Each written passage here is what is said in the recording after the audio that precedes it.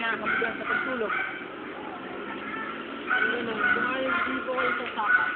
Pag-iiba na lang po namin itong bahay nyo at papalitan po namin ang bago. Hindi. Basta, hindi nyo papalitan ang bahay na ito. Go. Nagpapera ako ng tulong. Hindi ko magagawa yan, anak. Iilipin na lang kay Ama. Hindi nga niya malalaman, pero ang kaso ay hindi ko kaya mag-leave sa inyong ama. Hindi kahit ano, hindi ko kaya magtago sa inyong ama.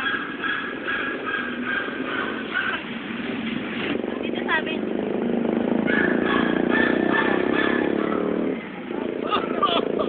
Bunga ng katandaan ay malimit na dapuan ng sakit si Ama. Kaya't ng isang araw, lumuwas ang aming pinsan at ibinilitay patay na si Ama. Ngunit, ang balita'y hindi naging kagulat-gulat sa amin. may bamaan, sabi na lang. Hindi na kita, alam pala eh.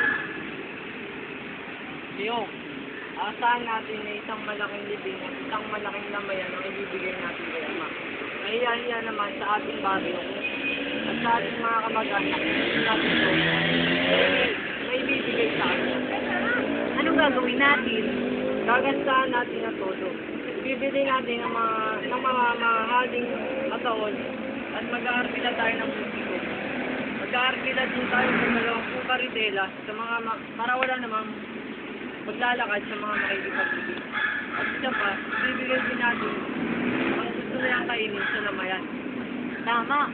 Total, ngayon lang naman natin pagkakagastusan si Ama. Go! Tutok mo din sa alam. Ina.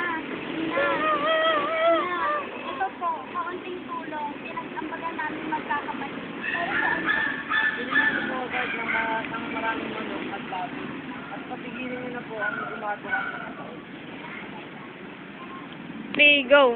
Hindi ko magagawa yan sa inyong ama. Lalo na ngayon na nahimik na siya. Go!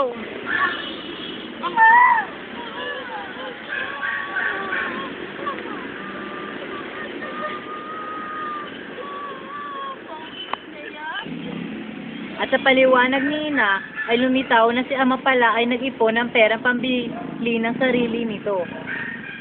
Kaunti lamang ang natipon ni Ama, ngunit sasapat na sa isang aba, payak na libing, na umano'y siyang ibig ni Ama.